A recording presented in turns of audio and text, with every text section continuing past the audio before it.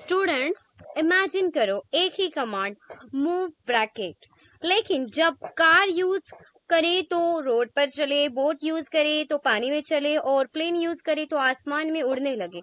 आखिर एक ही मेथड इतने अलग अलग काम कैसे कर रहा है? यही है पाइथन का एक बहुत ही पावरफुल कॉन्सेप्ट, पॉलीमर्फिज्म। और आज के वीडियो के बाद आप सिर्फ डेफिनेशन नहीं बल्कि प्रैक्टिकल समझ जाओगे कि रियल प्रोजेक्ट में पॉलीमर्फिज्म का यूज कैसे होता है। तो वीडियो को एंड तक जरूर देखना, क्योंकि एंड में एक चैलेंज भी होगा जो आपको इंटरव्यू लेवल तक प्रिपेयर करेगा। Hello everyone, welcome back to our 30 days Python coding challenge. मैं हूं आंचल और आज हम डे 22 में सीखने वाले हैं पॉलीमर्फिज्म। अब तक हम उप्स में क्लासेस, ऑब्जेक्ट, कंस्ट्रक्टर और इनहेरिटेंस पढ़ चुके हैं। आज का टॉपिक उन सब कॉन्सेप्ट को नेक्स्ट लेवल पर ले जाने वाला है। तो बिना टाइम वेस्ट किए चलिए शुरू करते हैं। देखो, पॉलीमर्फिज्म मतलब मेनी फॉर्म्स। स्टूडेंट्स, पॉलीमर्फिज्म का मतलब है एक रूप, मतलब एक ही चीज के कई रूप होना। प्रोग्रामिंग लैंग्वेज में इसका मतलब है एक ही मेथड अलग अलग ऑब्जेक्ट के लिए अलग बिहेवियर दिखा सकता है। मेथड का नाम सेम रहेगा लेकिन आउटपुट ऑब्जेक्ट के अकॉर्डिंग चेंज होगा। ठीक है, अब देखो मैं एक एग्जांपल से आपको क्लियर कर देती हूँ। आप एक इंसान हो, कॉलेज में स्टूडेंट हो, घर में बेटा हो कि पापा मम्मी के या बेटी हो, और ऑफिस में आप एम्प्लॉय हो, और एक ही इंसान है लेकिन आपके अलग अलग रोल है। इसी कॉन्सेप्ट को हम क्या कहते हैं? प्रोग्रामिंग में पॉलीमर्फिज्म कहते हैं। मैं उम्मीद करती हूँ कि आपको ये एग्जांपल से पॉलीमर्फिज्म क्या है ये समझ में आ गया है। तो चलिए हम अभी प्रैक्टिकल में मूव करते हैं, प्रैक्टिकल शुरू करते हैं। एक हम क्लास बनाएंगे, क्लास कार नाम की, कार कोलन डेफ मूव। मेरे साथ साथ करिए ताकि आपको कोई भी प्रॉब्लम ना आए। अगर कहीं कुछ कोड करते वक्त प्रॉब्लम आए तो आप वीडियो को पॉज करके भी देख सकते हो। ब्रैकेट, और हम ब्रैकेट के अंदर लिखेंगे car is running on road.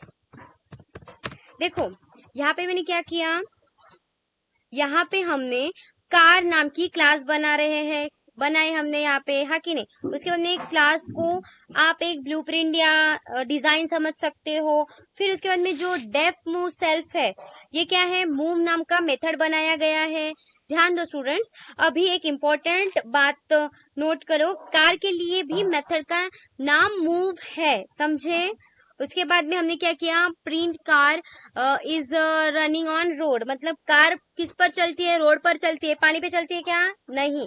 इसलिए मैंने यहाँ पे क्या लिखा, car is running on road. ठीक है, और हमें आउटपुट में यही मिलेगा, car is running on road. हम और दूसरा एग्जाम्पल, मतलब एक और देखते हैं। अभी कार का तो हमने बना दिया, अब हम बोट का बनाएंगे। ठीक है, क्लास सेम वैसे ही बोट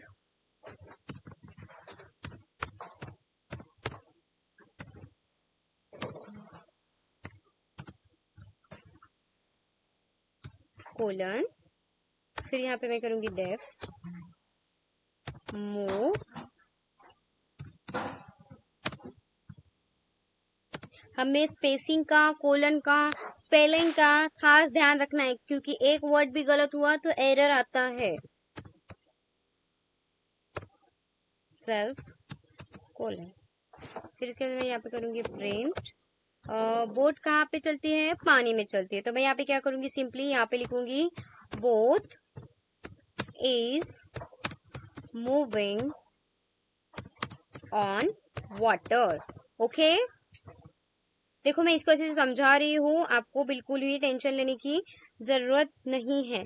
ठीक है, अब हमने क्या किया, हमने बोट क्लास बनाई, उसके बाद में डेफ मूव सेल्फ। स्टूडेंट, यहाँ भी मेथड का नाम मूव ही है। पाइथन एरर क्यों नहीं देगा? क्योंकि ये मेथड एक अलग क्लास के अंदर है, ठीक है। आपको एरर नहीं देखने को मिलेगा, तो उस बात का आपको टेंशन लेने की जरूरत नहीं है, ठीक है। और उसके बाद में क्या है, बोट रोड पर चलती है क्या? नहीं, इसलिए मैंने यहाँ पे क्या लिखा, बोट पानी में चलती है, ठीक है। Boat is moving on water, ठीक है। अब हम एक प्लेन की क्लास बनाते हैं, ठीक है। सेम वैसे ही प्लेन की क्लास बनाते हैं, यहाँ पे क्लास प्लेन कोलन। अब यहाँ पे प्लेन पी कैपिटल रखते हैं ताकि हमें अच्छे से समझ में आए, आउटपुट में अच्छे से। फिर यहाँ पे हम इधर इंटर करेंगे और यहाँ पे हम क्या करेंगे, सिंपली डेफ मूव सेल्फ और यहाँ पे कोलन, ब्रैकेट के बाहर हमें कोलन देना है, इस बात का हमेशा ध्यान रखना। फिर यहाँ पे मैं प्रिंट करूंगी bracket double inverted comma plane, plane is flying in sky. Plane क्या करता है, आसमान में उड़ता है, इसलिए मैं यहाँ पे लिख रही हूँ plane is flying in sky, okay. अब देखो यहाँ पे मैं अब क्या करूंगी, यहाँ पे हाँ, अभी मैं car equals to car bracket, फिर उसके बाद में यहाँ पे लिखूंगी बोट, फिर इक्वल्स टू बोट ब्रैकेट, ठीक है। अब हम यहाँ पे क्या करेंगे, प्लेन, तीनों भी इसके हम बना लेते हैं जल्दी जल्दी। और फिर उसके बाद में यहाँ पे मैं लिखूंगी प्लेन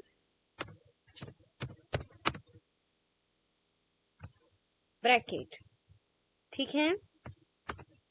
अब हम यहाँ पे car full stop move bracket, ठीक है। उसके बाद में बोट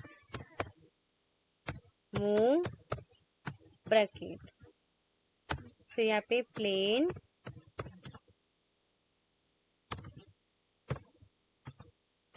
मूव ब्रैकेट, ठीक है। अब इसको अच्छे से समझते हैं, ठीक है। मैंने यहाँ तक प्लेन तक समझा दिया है आपको। ये जो हम अभी कार आप देख रहे हो, कार इक्वल्स टू कार, अब ये क्या है, यहाँ पे हमने जो क्या बोलते हैं, आसानी से समझते हैं, ऑब्जेक्ट क्रिएशन किया है। यहाँ पे हमने इसे हम ऑब्जेक्ट क्रिएशन बोलते हैं। Car equals to car bracket मतलब कार क्लास का ऑब्जेक्ट क्रिएट हुआ, फिर उसके बाद में बोट क्लास का ऑब्जेक्ट क्रिएट हुआ, फिर प्लेन का भी सेम ऑब्जेक्ट क्रिएट हुआ। यहाँ पे इसको क्या बोलेंगे हम, ऑब्जेक्ट यहाँ पर क्रिएट हुआ। फिर ये जो कार डॉट मूव ब्रैकेट है, इसको क्या कहेंगे, मेथड कॉलिंग, ओके।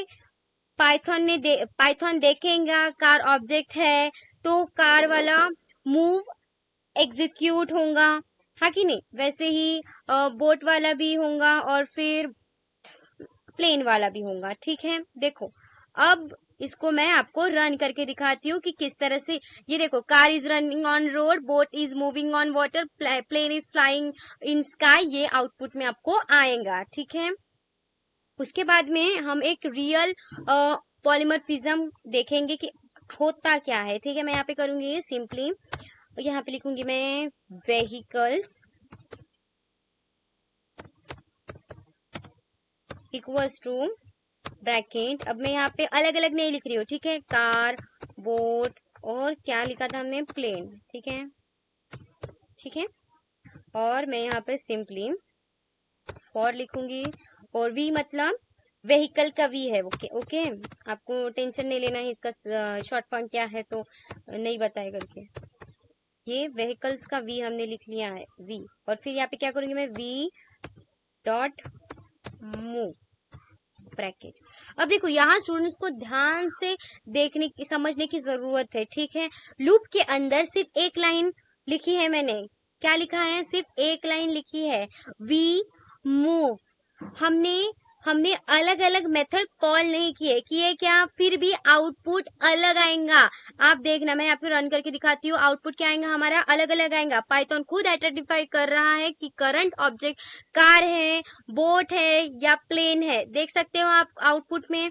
मैं इसको क्लियर करके आपको, मतलब देखो अच्छे से। यहाँ पे ये पहले ही हमारा आउटपुट था, फिर हमने जब मैंने रिपीट रन किया तो हमको ये आउटपुट देखने को मिला, और उसके हिसाब से मूव मेथड रन कर रहा है। आपने देखा, इसी को पॉलीमॉर्फिज्म कहते हैं। समझे?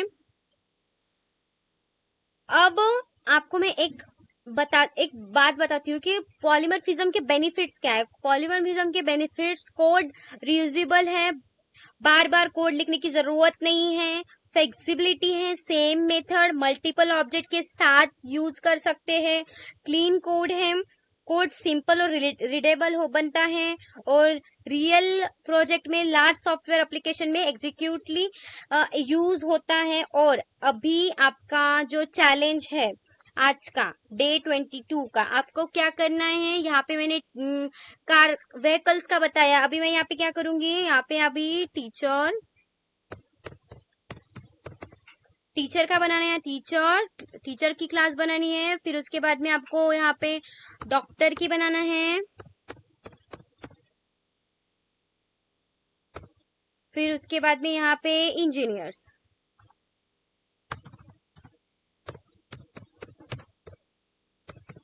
ठीक है, और वहां पे क्या करना है, मेथड में वर्क लिखना है। अभी यहाँ पे जो मैंने मूव लिखा है उसके जगह आप वर्क लिख सकते हो। ठीक है, और आपको आउटपुट कुछ इस तरह से आने को होना: teacher student, doctor treat patient, और इंजीनियर्स डेवलप सॉफ्टवेयर। आप कुछ और भी लिख सकते हो प्रिंट में मैसेज, आपके हिसाब से। लूप की हेल्प से सब मेथड एग्जीक्यूट करो। ये है आज का आपका चैलेंज। और आज हमने सीखा पॉलीमॉर्फिज्म क्या होता है, मेनी फॉर्म्स का meaning, same method different behaviour, vehicles example देखा हमने, लूप के साथ पॉलीमॉर्फिज्म, रियल लाइफ एग्जांपल देखा, बेनिफिट्स ऑफ पॉलीमॉर्फिज्म, और फिर मैंने आपको एक कोडिंग चैलेंज दिया। और आपको कोडिंग चैलेंज कंप्लीट करके मुझे कमेंट में बताना है कि किस तरह से ये वर्क किया आपके, और आपको कितना समझ में आया। अगर आपको आज का वीडियो हेल्पफुल लगा हो तो लाइक जरूर करना, चैनल को सब्सक्राइब जरूर करना, और चैलेंज का आंसर कमेंट में लिखना। मैं हूं आंचल, और मिलते हैं डे 23 में एक नए पाइथन कॉन्सेप्ट के साथ। Until then, happy learning, happy coding.